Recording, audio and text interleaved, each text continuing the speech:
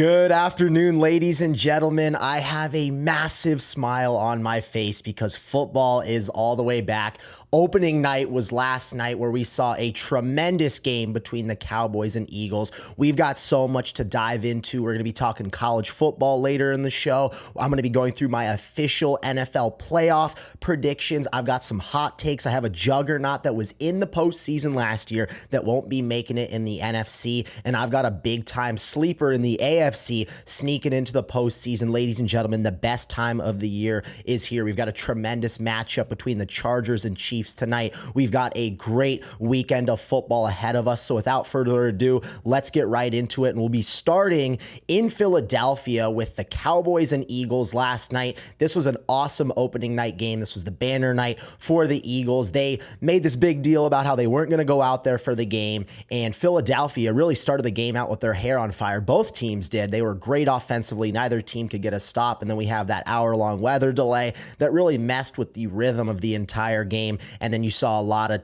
not scoring, and the ball really wasn't moving up and down the field like we saw in the first half. I think for both sides, you can take some positives and you can take some negatives. First of all, we'll start with the Dallas Cowboys. I don't think many people expected them to even be in this game. A lot of people didn't even expect them to do anything this entire season. And when you're going on the road playing a team that was an absolute buzzsaw last year, a team catching 8.5 points, you're thinking to yourself, okay, Dallas has got no shot tonight. Dallas came in there after Jalen Carter spit on Dak Prescott. They came in there with a mentality that they were going to take down the reigning defending champs, and they nearly did. They looked awesome to start the game, in my opinion, and I was really impressed with what I saw from Dak Prescott and what I saw from this offense. Now, yes, they ultimately come up short. CeeDee Lamb struggles with the drop issues. You have, this offense really, they faulted short because they fumbled early on in the game, and then you have the CD drops. I didn't feel like Pickens got targeted enough.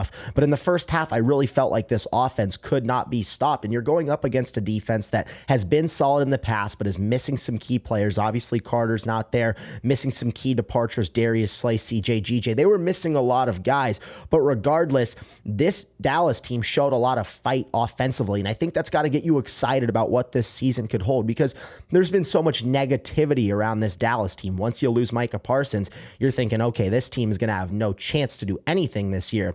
And they go out there and they put up a great fight. I think you could tell that they didn't have a true pass rusher. In my opinion, Jalen Hurts had way too much time back there to sit back in the pocket, do whatever he wanted to do, and you could tell that the Cowboys missed Micah Parsons. But this is a team that's going to be competitive. I think that's what's getting lost in this entire equation. Everybody's focused on the Eagles. Everybody's focused on this dominant season they had last year. But I'm focusing on the fact that I think the Cowboys are going to be competitive this year. I think you draw a lot from this game and think, okay, we're going to compete in the NFC, because not a lot of people thought they were going to do anything this year. Now, on the other side, you have the Philadelphia Eagles, who came into this game, and I thought they were a little lethargic in the second half. They didn't pull away. They had many opportunities to, but they didn't pull away after the weather delay. And I think this defense really was a concern in the first half. They did not look great whatsoever. Dallas was moving the ball up and down the field with ease. And I think it's really in the secondary where they can get in trouble. We saw this team win it all last year, and we saw them get to the Super Bowl 2 years before that. When they had that big time regression in that kind of tweener year, they were terrible in the secondary. And that was the biggest reason why this Philadelphia team, they lost in the first round. They lost a bunch of games, and everyone was wondering if Sirianni was on the hot seat. They start 2-2 last year, and then they go scorched earth on the rest of the NFL. Well, the reason why this team struggled 2 years ago was because the secondary was bad. And I know you took two guys in the draft last year that were in the secondary, and they were great. Obviously, you lose Darius Slay, you lose CJ GJ, the vocal leader of this defense, CJ Gardner-Johnson. You now have both of those guys that aren't there, and you have two second-year players in Cooper DeJean and Quinyon Mitchell. We understand that Quinyon Mitchell's their guy. He is going to lock up your number one receiver. He played great last night, in my opinion. And when they finally put him on CeeDee Lamb to really match him the entire game, that was when he did his best work. But until then, they didn't have him following CeeDee. There's a major point of concern right now for the Philadelphia Eagles in that secondary. They're going to have to be a lot better, especially when you start going up against these high-flying offenses in the NFC. Philadelphia can get it done offensively. The offense kind of sputtered in the second half, but if this is going to be a situation where the defense struggles, the offense is really going to have to take the bull by the horns, and they're going to have to win them football games like they did 2 years ago. But is that sustainable? Can you win a championship like that? I don't know if you can. Now, I don't want to overreact here. It's week one. I hate overreacting in week one. It's such a small sample size. You don't know who's going to come onto the scene strong. I still have so much belief in Philadelphia, and I believe that they are still the favorites to win it all. Nobody should be in front of them right now. They won at the end of the day. That's all that's important.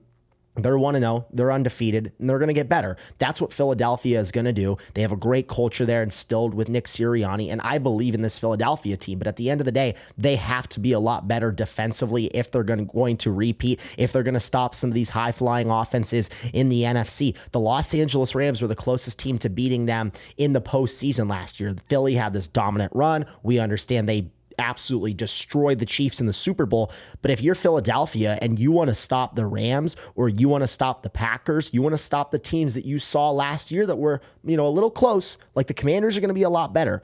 This secondary is going to get pieced up if they don't pull it together really quick. They're going to go on the road against Kansas City this next week. No Rashee Rice, but they're going to have to be a lot better. I'm curious to see how they bounce back. But regardless, the biggest takeaway I have from opening night is that the Dallas Cowboys are a good football team, and a lot of people need to give them the credit that they deserve, because I was really impressed with Dak Prescott coming off this injury. I was impressed with this offensive line. I can't wait to see the heights of what this passing attack can look like with CeeDee Lamb, with George Pickens. I really wanted to see them utilize Pickens more. It felt like whenever they would get into the 3rd and long, they would just throw the Hail Mary ball to Pickens. You saw the PI on the one, and the other one, they didn't call the pass interference, and it just ended in a drop. I think Pickens needs to get more involved in this offense, but we know that that's going to come with time. And I believe that Dak Prescott has got a lot to prove this season, and he's going to live up to the hype. I'm excited to see what this Cowboys can do for this upcoming season, because in all reality, people like to hate on the Cowboys, but we all understand that football is more fun when the Cowboys are a better team. This was a tremendous opening night, and that leads me to tonight, ladies and gentlemen, where we get an awesome matchup in Brazil between the Kansas City Chiefs and the Los Angeles Chargers. Both of these teams have so much to really chew on this offseason. We saw, obviously, the Chargers go out in embarrassing fashion last year. Justin Herbert threw 4 interceptions. A lot of people were hypercritical of him this offseason. You hear so many people saying, is Justin Herbert even a top 10 quarterback in the NFL? Are we sure that Justin Herbert is worth all this praise? Are we sure he's worth all of this hype? I believe that he is. I believe that Herbert is a premier quarterback in the NFL. He's one of the best players that we have in this league. And the postseason success, yes, it hasn't come. Obviously, the Jaguars, when they were 9-8 and they won the AFC South a few years ago, they ultimately came back from that huge lead, and they beat the Los Angeles Chargers, and the Chargers were up like 27 points and choked that game. And then we saw, obviously, last year where Herbert throws 4 interceptions. So the sample size for Herbert in the postseason has not been great. 2 games, 2 bad outings. And for Herbert, there's a lot of noise around him right now. And I'm really optimistic about the Chargers. This is a team that, in my opinion, gets way too much criticism because of the postseason struggles, when in reality, we're going on to year 2 of the Jim Harbaugh era. And we understand that Jim Harbaugh is a tremendous leader of men. He's a tremendous head coach, and he is going to instill a tremendous culture in Los Angeles. And I think we saw the building blocks of that last year when they said, no, we're not going to take a receiver in the first round. We're going to take Joe Alt, a tremendous left tackle, to protect Herbert's blind side. That's one of the areas we're going to start to change this culture. And then we're going to ground and pound the football with you. They did it with J.K. Dobbins. They did it with Gus Edwards.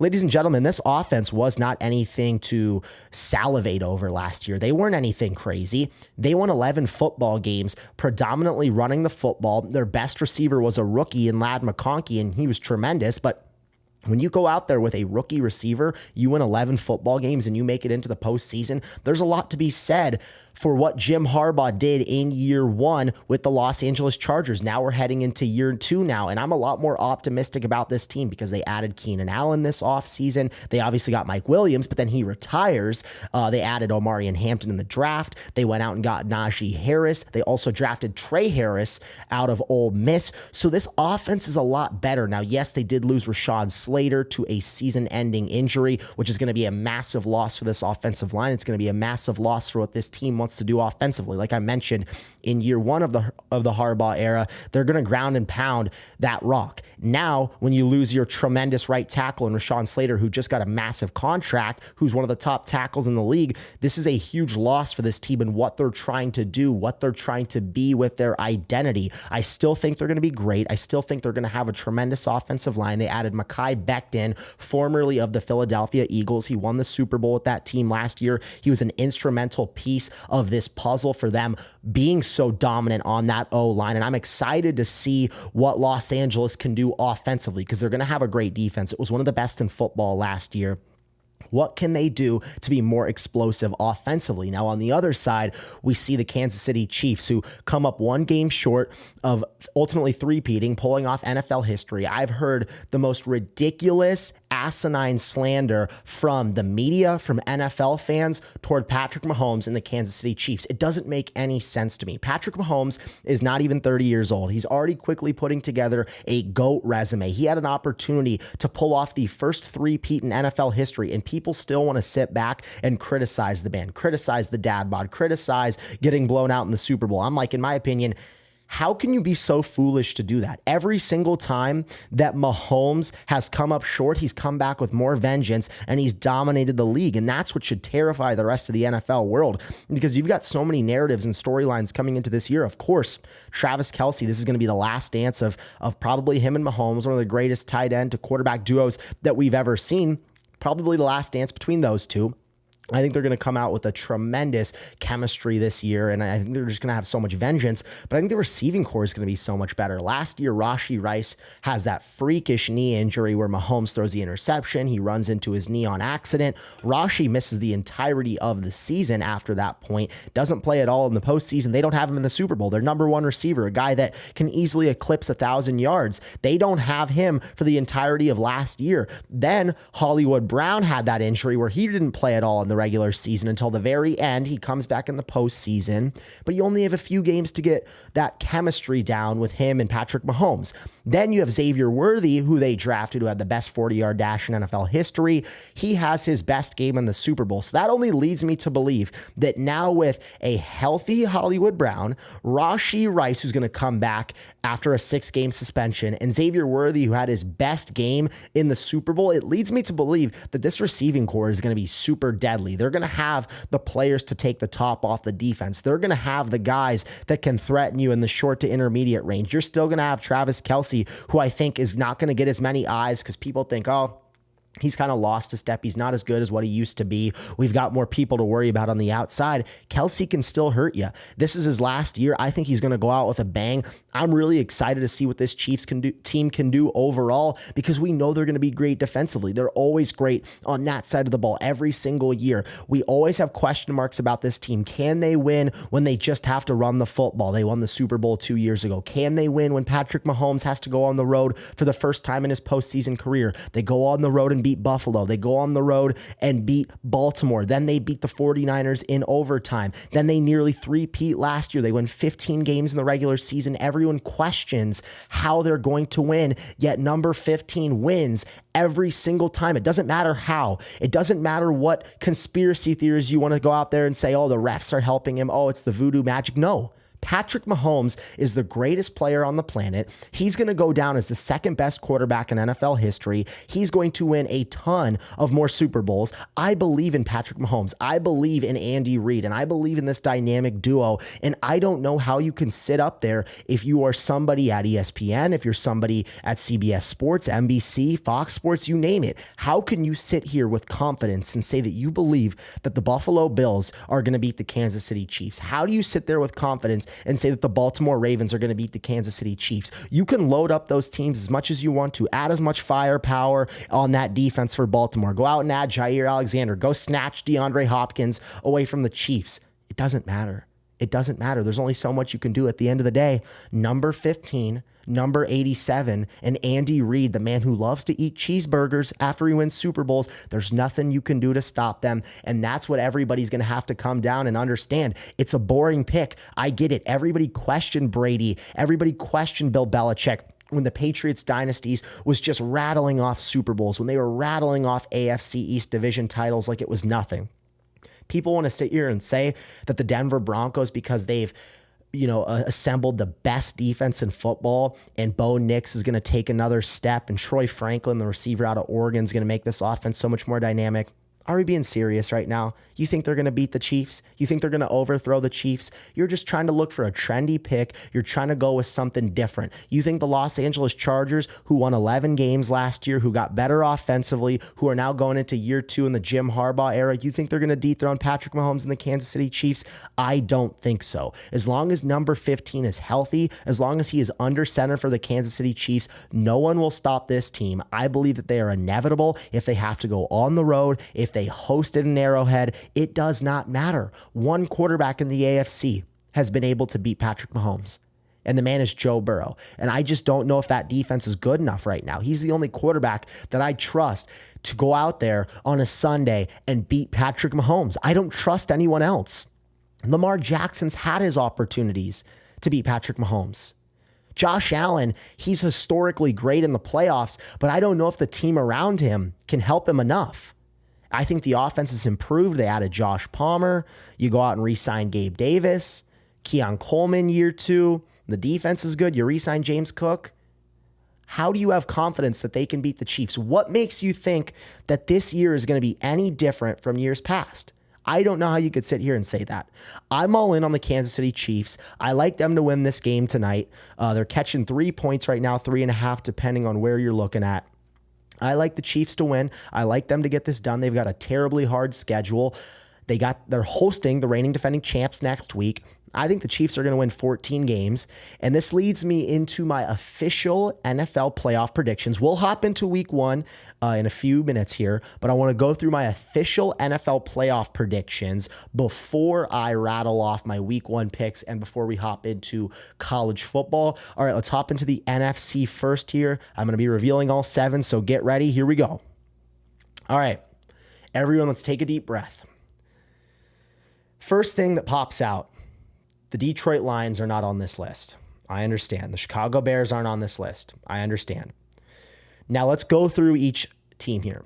At number 7, I have the Washington Commanders. This is a team last year that obviously made the NFC Championship. They had Jaden Daniels, who was just an unbelievable talent at the quarterback position, and they are in such a great spot right now. Just like the 49ers when they hit on Brock Purdy with the last overall pick, they understood that they were going to get a solid 3 to 4 years to pack that team up as much as possible with talent, and that's what the Commanders are going to be able to do right now. You get 4 years of Jaden Daniels on this rookie contract before it's really going to start to bother you, before it's going to start to affect the capital and the people that you can bring around him. So they went out and traded for Deebo Samuel. They bolstered up this offensive line. I believe that the Washington Commanders are going to be a great team. The NFC East is going to be brutally tough. We see with the Cowboys. We saw it with the Eagles. The Giants aren't going to be a team to sleep on. I like the Commanders to get back to the postseason. And just because I have them as the 7 seed, that's not indicative of how truly good this team is. This is indicative of how good the NFC is. The NFC is ridiculous. I could see the Commanders winning 11 to 12 games and being the 7 seed. You're going to have a Detroit Lions team that doesn't make the postseason that could win 10 or 11 games. But at the end of the day, I'm rolling with the Commanders to get that last overall seed in the NFC. Now at number 6, I have the Los Angeles Rams. Now I was going back and forth with them winning this division, but I'm all in on the San Francisco 49ers right now. They've got the easiest schedule in football. They've got the second shortest odds to make the playoffs, but we're talking about the Rams. The Rams right now are the team that I have winning the NFC. I believe in the Rams. I believe in Sean McVay. I believe in Matthew Stafford, and I love the offense around Stafford. If he stays healthy, the Rams, it's the sky's the limit for them. You've got now Puka Nacua, who's a top 10 receiver in the NFL. You had Cooper Kupp for 3 years, who did not crack 1,000 yards, he was super banged up.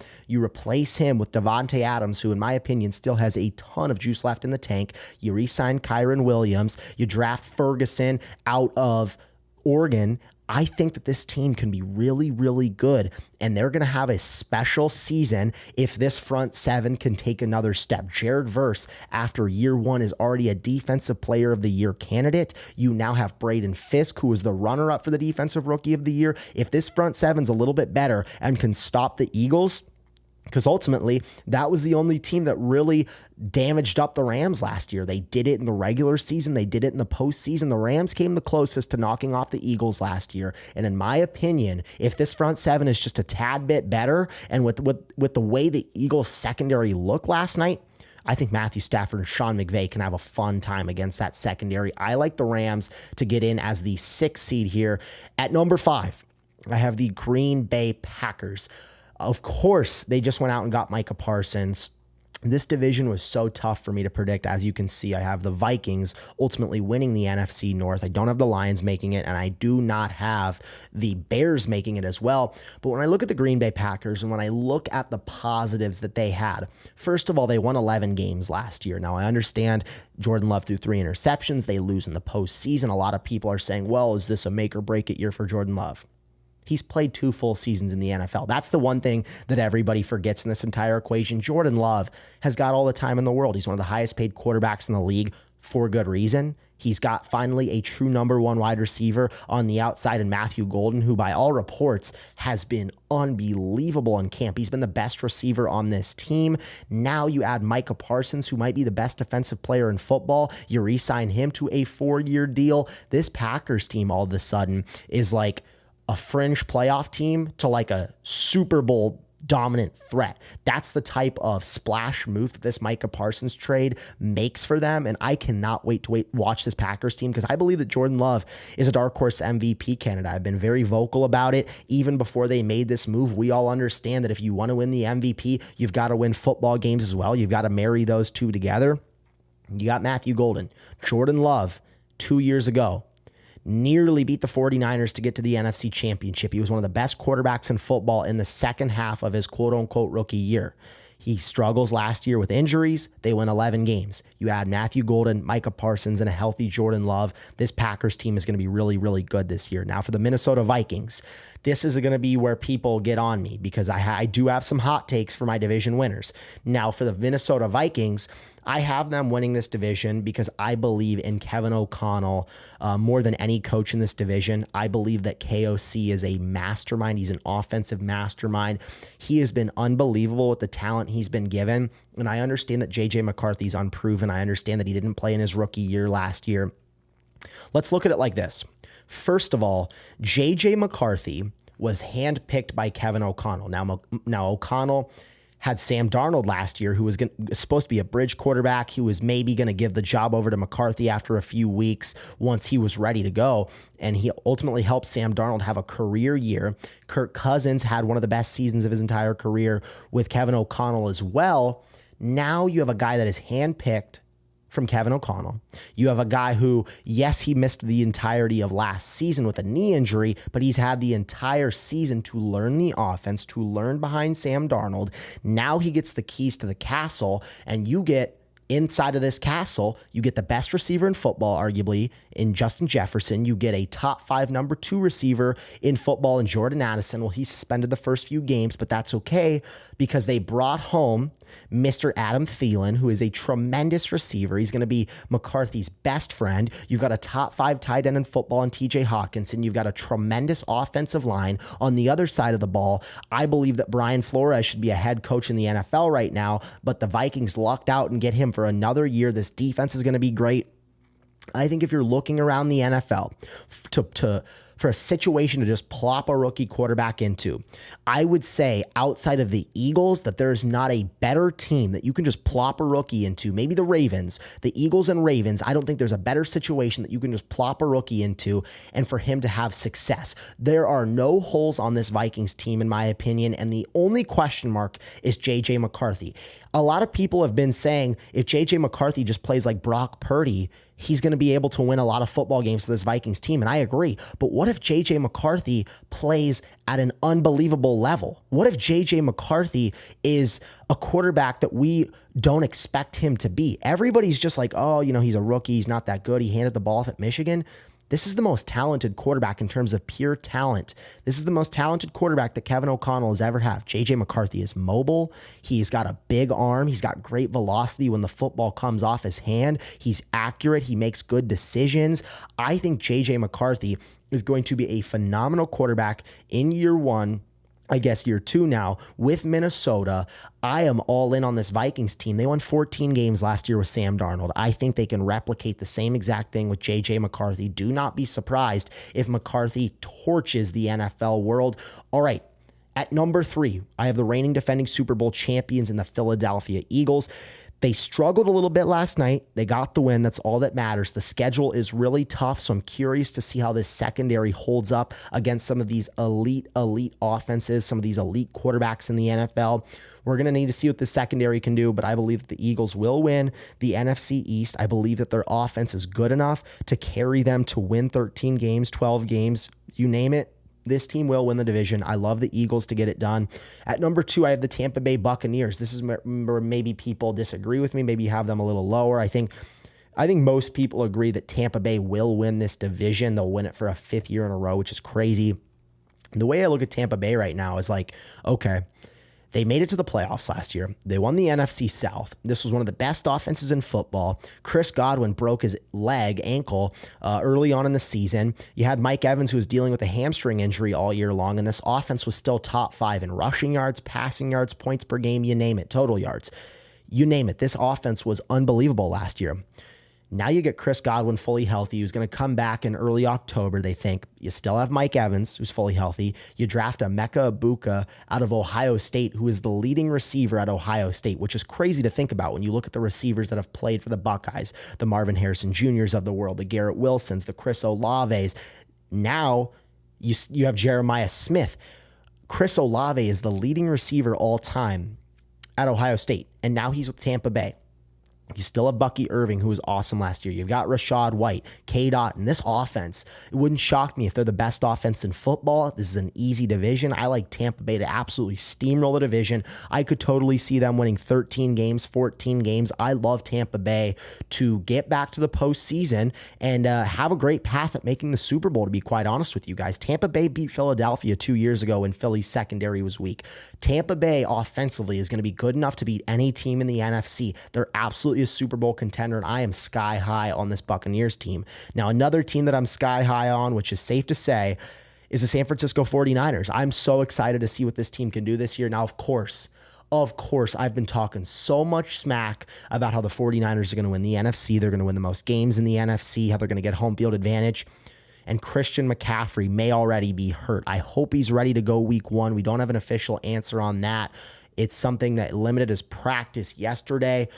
If CMC is not healthy this season, it's going to absolutely kill me. It's going to kill me because I've been talking so much about the 49ers. And I'm not going to sit here and say that Brock Purdy is only successful because of his weapons, because I truly don't believe that. At the same token, he needs Christian McCaffrey to fully flourish. This offense needs CMC, especially if Ayuk is going to miss the first few games recovering from that ACL. They've got enough talent. They've got enough weapons. I love Juwan Jennings. He's an unbelievable player. Ricky Pearsall, who they drafted in the first round last year, really turned it on in the second half of the season. And I believe that George Kittle's a great tight end still. They need CMC at the end of the day, ladies and gentlemen. If this team is going to dominate the NFC West, if they're going to dominate this easy schedule, they've got a tough week 1. I'll be breaking down the full week 1 slate here in a little bit. They need Christian McCaffrey, ladies and gentlemen, if they're going to win the most games. That is going to kill me. That's going to absolutely be the thorn in my side. People are going to be hot on me. If Christian McCaffrey does not play, the 49ers are in big trouble. Now, if he does play, I'm all in on the Niners. So, take that with what you will. Let's head over to the AFC here. I know we're going to have some shocked people. The Miami Dolphins. It's glaring, isn't it? That blue is glaring. And you might notice I do not have the Denver Broncos on here. This was tough. This was tough for me to predict. I feel like people are just way too high on the Denver Broncos right now. I think they're a great football team. I've been saying all offseason how I believe they have the best defense in football. The AFC is so tough. The AFC West is so tough. You add Pete Carroll to the Raiders. I just went on a 15-minute tangent about how I believe the Chiefs are going to win the Super Bowl. The Chargers are going to be awesome this year. I don't know if the Broncos are still the Broncos. I don't know if they get into the postseason. We hear about these sophomore slumps all the time with quarterbacks, with guys like Jaden Daniels or guys like Caleb Williams. I don't believe they're going to have sophomore slumps, but we see it with quarterbacks. It's not out of the woods. It's not out of the woods to happen with Bo Nix. Now, I think this team can win 10 games. They might win 10 games. But when I look at the Miami Dolphins, they've been to the postseason 2 out of the last 3 years. Yeah, we have Bob for Apples in the chat. The Chiefs will miss the playoffs. Zero focus. He's an unserious fan. What I'm trying to say here is that the Miami Dolphins will make the postseason because they have one of the best offenses in football. Now, hear me out here. They've made the postseason 2 out of the last 3 years. When Tua Tagovailoa is healthy, they make the playoffs. Now, last year, they win 8 games. Tua gets hurt. Jalen Phillips and Bradley Chubb miss the entirety of the year. They're 2 best defensive players. They're going to have both of them back this year. Tua's going to be healthy. You still have got Tyreek. You still have got Jalen Waddle. Devon Achane was unbelievable last year. This may be a make or break year for Mike McDaniel and the general manager, Chris Grier. I really think this team is going to come out with their hair on fire. Now, the secondary is going to be a major point of concern, but this front 7 is going to be deadly, in my opinion. I think Miami, if they can start fast, if they can capitalize on the weak schedule early on in the season, I believe that they can start 6-2. They can coast to 10 wins. And if they get to 10 wins, I think they can make the playoffs. Every single year, you have 4 new teams that make it into the playoffs. It's happened for the last 35 years. As of right now, the 49ers were the only new team that I had in the NFC. The 2 new teams that I have in the AFC, the Cincinnati Bengals and the Miami Dolphins. I don't even have a 4th team right now, but I have the Miami Dolphins shocking the world. Everybody's counted them out. They will make the postseason, ladies and gentlemen. I can't wait for Tua Tagovailoa and Mike McDaniel to prove everybody wrong. All right, at number 6 here, I have the Los Angeles Chargers. This is a team that I've been sky high on as well. I think they are absolutely a Super Bowl contender. I hope Justin Herbert just shuts everyone up that's been talking trash. I hope he quiets everyone. I hope he cements himself as a top 5 quarterback in the NFL this year. I think he's going to win his first playoff game this year. This is an offense that is significantly improved. I talked about how they wanted to ground and pound. They wanted to beat you running the football. They added Omarion Hampton, who they drafted out of North Carolina. They added Najee Harris, a good running back from formerly of the Pittsburgh Steelers. They upgraded this receiving core. The defense is going to be great, and it's year 2 of Jim Harbaugh. Jim Harbaugh is a winner. We understand he is a culture setter. He's won everywhere that he's been at. He took the 49ers to a Super Bowl. He won a national championship at Michigan. In year 1 with the Los Angeles Chargers, he wins 11 games and doesn't do anything flashy. He doesn't do anything pretty. I think they're going to be a little flashier, and I think they're just going to be a little prettier this year. I think they're the girl that goes from high school, from freshman to a sophomore year, and all of a sudden like, oh my goodness, she got a lot prettier this offseason. That's what I view the Los Angeles Chargers as. I think they got a lot prettier this offseason, and I might have to ask them out on a date. I'm excited to see what they can do. At number 5, I have the Cincinnati Bengals, all reliable Joe Burrow, the man that I believe is capable of beating Patrick Mahomes. Nobody else is capable of doing it. Justin Herbert, Josh Allen, Lamar Jackson, CJ Stroud. Let's focus in on Joe Burrow. Joe Burrow is the only quarterback in the AFC who has been able to beat Patrick Mahomes in the postseason when it matters the most. I used to be able to say he was the only quarterback in the NFL period that has been able to beat Patrick Mahomes. It was an exclusive list with him and Tom Brady. You add Jalen Hurts to that conversation. I just think that Eagles team was were the Avengers last year. But in terms of like Herculean efforts from the quarterback spot, Joe Burrow is the only guy in the AFC that can knock off Mahomes. Now, last year, I believe that Joe Burrow should have won the MVP. Now, I understand you can call me crazy. They didn't have enough wins for him to win the MVP, and I understand that. But at the end of the day, this defense was like historically bad. Joe Burrow threw this team on his back and won 5 straight games and nearly got him into the playoffs at 9-8. Evan McPherson misses like 3 different kicks to cost them games. They won 9 games last year. They should have won like 13 or 14 if this defense was just okay. I think they're going to start faster than they did last year. They had some holdouts, some injuries in the beginning of the year with Jamar Chase and T. Higgins. They paid both of those guys. They paid Trey Hendrickson. They paid Shamar Stewart, the defensive end who they drafted in the first round. If this team could just be incrementally better, I don't see how they don't make the postseason. I don't know how they don't go on a Super Bowl run. I am so excited to watch Joe Burrow versus Patrick Mahomes because I feel like the last 2 years we've been robbed of that matchup in the postseason. I can't wait to watch it, ladies and gentlemen. Let's get into our division winners here. Winning the AFC South, I love the thought of the Houston Texans making it to the Super Bowl. I really do. I know over the last few years, it's been the Chiefs, Bills, Ravens. The Bengals have been up there. Last year, they kind of fell out of it, or the last 2 years, I guess, because Burrow got injured, and then last year, the defense was bad. But, you know, over the last few years, in the era of Mahomes, Josh Allen, Lamar Jackson, those have been the top 3 teams in the AFC without a doubt. Now, I think Houston is ready to emerge into that upper echelon in the AFC. And the main reason is because they have a top 5 quarterback in the NFL in CJ Stroud. I think CJ Stroud is one of those guys that does not get enough credit for how good he is, for how good he's been. Ladies and gentlemen, he's only been in the NFL for 2 years. He has a playoff win in each of his first 2 starts in the postseason. Only 6 quarterbacks in NFL history have that, and CJ Stroud is one of them. Now, last year, everybody's like, he had a sophomore slump. CJ Stroud had a sophomore slump. Were you watching the games or were you just looking at the box score? Because the box score would tell you, yeah, his stats were a little worse than they were the year before. That's true. But they had one of the worst O-lines in football. They gave up the top 3 most sacks in football. Every single receiver got injured, and Stroud was playing with nobodies out there.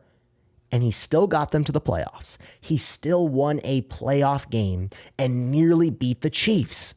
When are we going to fully appreciate CJ Stroud? When are we going to do it? Because he went on the road and was super competitive against Lamar Jackson in his rookie season. Year 2, he loses everybody. He's the only guy out there. And he nearly beats Mahomes in the second round. I always talk about this. I have a philosophy called Caden Kubler's quarterback philosophy.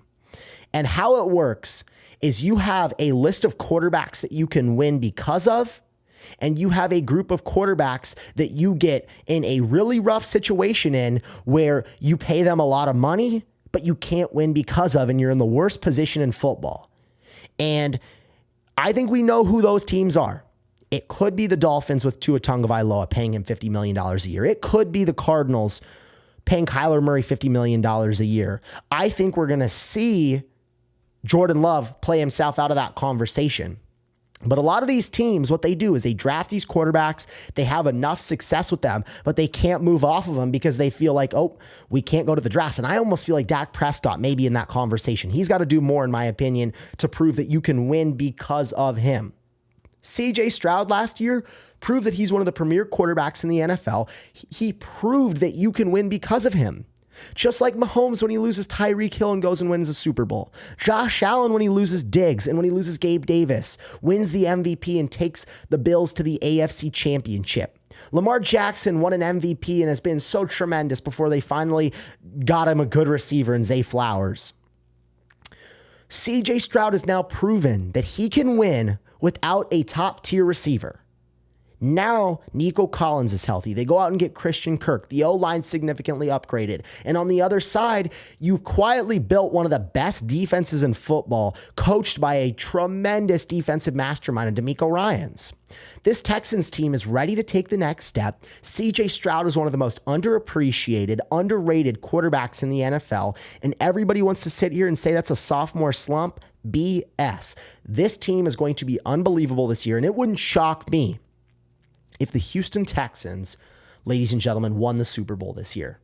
That's the type of season I'm expecting out of Houston. I could see them absolutely winning the AFC. I think Stroud is good enough to do so, and I cannot wait to watch him once the postseason rolls around, because if you give him a healthy team, you give him a competent offensive line, you give him a receiver that can actually create separation, CJ Stroud is going to show you what he's made of.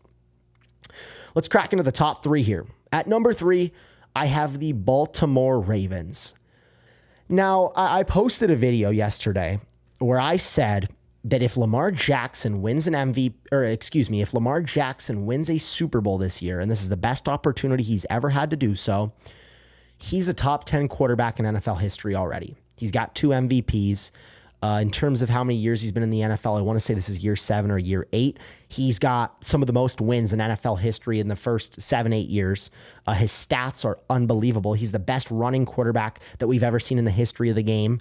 Lamar Jackson, if he wins one Super Bowl, is easily a top 10 quarterback in NFL history, ladies and gentlemen. Now, where the Baltimore Ravens are in a little bit of a predicament right now, they're in a tough situation. We all know they're going to be good every single year. We all know they've got the talent. We all know they've got one of the best head coaches in football. We all know they've got arguably a top 3 quarterback in football. It's time for them to win. And the analogy that I came to is that they are the Boston Celtics of the last 5 years in the Jason Tatum, Jaylen Brown era, where they win a lot of games in the regular season. They get to that point in the postseason where it's the Eastern Conference Finals, it's the finals, it's the AFC Championship, and they come up short until they finally got over the hump. But when it was at that point where everybody knew the Ravens have the shortest odds to win the Super Bowl, the Boston Celtics had the best odds to win the NBA championship year after year after year. They were immensely talented. They built a super team. That's what Baltimore has done. They've built a super team. They added Jair Alexander. They added DeAndre Hopkins. It's time now where nobody cares what you do in the regular season. I care, but I've seen so many people be like, we don't care what Baltimore does in the regular season. Because what matters is what they do in the postseason. If this team wins 14 games, they get the number 1 seed, Lamar Jackson has a great season, throws for 4,000 yards, rushes for another 800, wins another MVP, nobody cares. They want to see what you do in the postseason. Can you beat number 15 with that Chiefs logo on his helmet? Can you beat Josh Allen? Can you beat CJ Stroud? Can you beat some of the top teams in the AFC? I don't know. But that's where we're at with the Baltimore Ravens right now, where nobody cares what they do in the regular season. It all comes down to what can this team do in January and ultimately February. What can they do? And it's just like the Boston Celtics. It's just like the Celtics. They had all these massive expectations coming into every single season. You have a superstar, Jason Tatum, Lamar Jackson. When are they going to step up and get over the hump? Jason Tatum struggled so much in his first finals. Lamar Jackson is one of the best regular season quarterbacks that we've ever seen. But when the postseason rolls around, he has been a playoff shrinker. And I think he's a tremendous quarterback. He's one of the best players in the NFL. He's a great representation of the game. I'm not slandering him here whatsoever. He's one of my favorite players to watch. But last year, Mark Andrews drops that 2-point conversion. What leads up to that? An interception that Lamar throws early in the game in the first half. A fumble that he has that Von Miller picks up and nearly scores. 2 turnovers. Josh Allen did not turn the football over in that game, and they won. It comes down to a few plays, and Lamar Jackson has happened to have a few plays where he has a brain fart, where the ball gets turned over, and the Ravens lose. Same thing with Jason Tatum when the finals rolled around. He struggled. What can Lamar Jackson do to get over the hump? I hope they can do it. I hope Lamar wins the Super Bowl, because if he does, he's top 10 all time. We're talking about him being one of the greatest quarterbacks that has ever played the game of football. But he's got to be able to beat the top competition in the AFC. If he doesn't, he'll never get the proper recognition that he deserves. He'll never do it. Now at number 2, I have the Buffalo Bills. I believe that Buffalo has had a great offseason, maybe the best offseason in football that I don't think enough people are talking about. They add Josh Palmer, who in my opinion can be a really good sleeper receiver for this team. They re-signed Gabe Davis, Keon Coleman, who they took early in the draft last year, was a rookie. He's now going to take a year 2 step. You still got Khalil Shakir. You re-signed James Cook. This defense gets Joey Bosa. I really like what the Buffalo Bills can be. They've got an easy schedule. I think they're going to capitalize. I think they win 13 games. They get the number 2 seed. But unfortunately for them, ladies and gentlemen, and unfortunately for every team in the AFC, the road to the Lombardi is through Arrowhead. And nobody's getting through Arrowhead. Nobody's coming out alive. First round bye.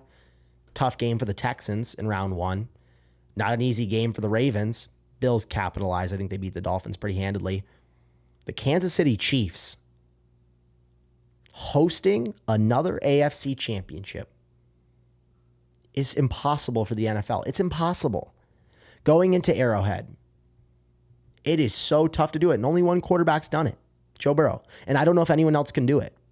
But I believe that the Chiefs are inevitable. I love them to get the 1 seed in the AFC. And I believe that we're going to see a tremendous run out of Patrick Mahomes, and it all starts tonight in Brazil. Let's talk a little bit about week 1 here, because I went through my playoff predictions. I'm going to give you guys my official picks. I'm going to go through every single game. I'm going to give you guys my official picks for this weekend, give you a quick little recap, and then we'll hop into college football here. All right, tonight, obviously, we get the Chiefs Chargers. ESPN Bet has this as a 3.5-point spread. I like the Chiefs to win this game. On Sunday, we get the Panthers versus the Jaguars. I'm so excited to see what Trevor Lawrence can do with the best offense around him that he's ever had. They get Liam Cohen, formerly of the Tampa Bay Buccaneers. He was the offensive coordinator over there when they lit it up last year. I believe that Trevor Lawrence now has no more excuses. This is the time to shine. Travis Hunter, Brian Thomas Jr., Liam Cohen. This is going to be a really fun team to watch. I think on the other side, you have a Panthers team that is hungry. Bryce Young's ready to break out. I believe in what Dave Canales is doing. I believe in the culture that he set in Carolina. Give me the Carolina Panthers to upset the Jaguars as a 3.5-point dog on the road. All right, we have another NFC South matchup here between the Buccaneers and Falcons. I like the Buccaneers to get this one done. They're a 1.5-point favorite, a tough divisional game early on for both of these teams. Just because it's early on and it's unknown for Michael Penix, I feel like there may be a little bit more of a learning curve or a hurdle that he has to get over almost, because he only started 3 games last year and he was a rookie. So this is still kind of the tail end of his rookie year, if you want to say. I like Tampa Bay with the experience that they have, the dynamic offense. I like Tampa Bay to get this one done. Also in our 10 a.m. slate, we have the Bengals going on the road against the Browns. The Browns are a 5.5-point underdog. I like Cincinnati to get this one done by no surprise here. I don't think the Browns are going to be a pushover there. Similar to the Cowboys, I don't think a lot of people are talking about the Browns as a team that can really do anything this year, but Joe Flacco's been really good the last 2 years. Jerry Jeudy had over 1,000 receiving yards this past season. I don't see why the Browns can't be a tough, good, physical football team. This is kind of a trap spot for the Bengals here if they don't start hot. We've seen them lose these types of games before, but I believe because they played their guys in the preseason, I think they're going to come out a little bit faster. Give me the Bengals to win this one. Then we have the Dolphins going on the road against the Colts. This is currently a pick'em.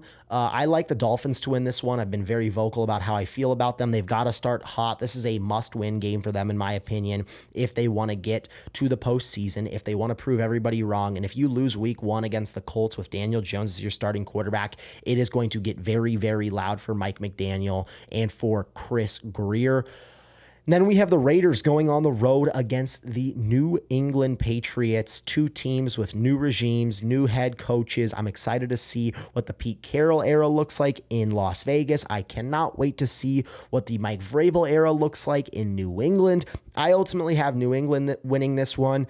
I just think they have the type of talent to win a lot of football games. It wouldn't shock me if they won 10 games this year and were a playoff a fringe playoff team. I think for Las Vegas, they're talented. I just don't know if they're going to have this immediate turnaround that everyone expects. I think it may take them a year or two. I like New England to ultimately get this one done. Then we have the Cardinals against the Saints. This feels like a must-win game for the Cardinals. I've seen a lot of people very high on this team this year.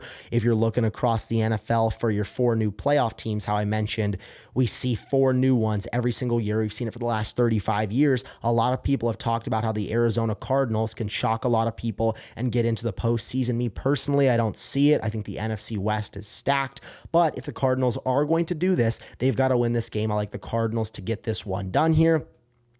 Then we have the Steelers going on the road against the Jets. We have the Aaron Rodgers Bowl playing his former team. Pittsburgh's only favored by 2.5 here, which seems like a really trappy game, a really low total of 37.5.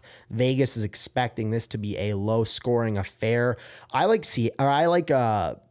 Steelers to get this one done. I like them to get this one done. I think they're going to be better offensively than what New York is going to be.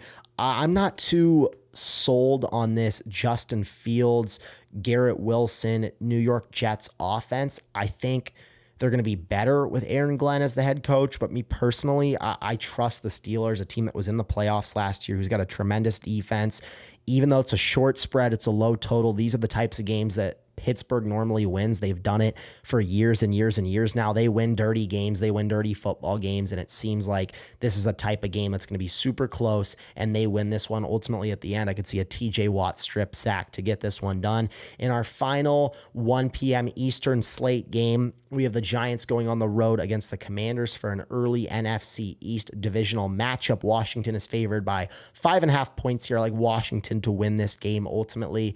I think the Giants are going to be a lot tougher than people expect. This is one of the best defensive lines in football. They obviously drafted Abdul Carter in the first round. Russell Wilson's the guy. I think Jackson Dart's eventually going to get a chance sometime throughout the season, but I'm excited for what this Commanders team can do this year because I do believe they are a Super Bowl contender. I like them to get this one done. All right, let's move into the afternoon slate here where the Titans with the number 1 overall pick in Cam Ward will be traveling on the road against the Denver Broncos. Denver is an 8.5 point favorite here. We've got Denver, who in my opinion isn't going to make the playoffs, but this is a key win for them. They've got to win this game. It seems like in the AFC, you cannot drop any games that you're expected to win. Denver will win this one. I think Cam Ward's going to be a lot better than people expect. We've seen this trend with older rookie quarterbacks that have had a lot of success in the NFL. We saw it with Bo Nix. We saw it with Jaden Daniels. I think Cam Ward is next in line to have a huge year. He'll be your offensive rookie of the year, but I just don't know if the Titans are good enough to realistically do anything in a brutal AFC conference. All right, we've got the Niners going on the road against the Seattle Seahawks. McCaffrey's got to play if the 49ers want to be a legit Super Bowl contender. You've got Seattle kind of as a team that a lot of people are talking about to be a playoff squad. They won 10 games last year. They add Sam Darnold. They add Cooper Kupp. They lose DK Metcalf. They lose Tyler Lockett. I think the Seattle team can be pretty solid. We've got an early NFC West divisional game. I think the Niners drop this one. I like Seattle to win it. I think they're going to split ultimately on the year. I like Seattle to win this one here.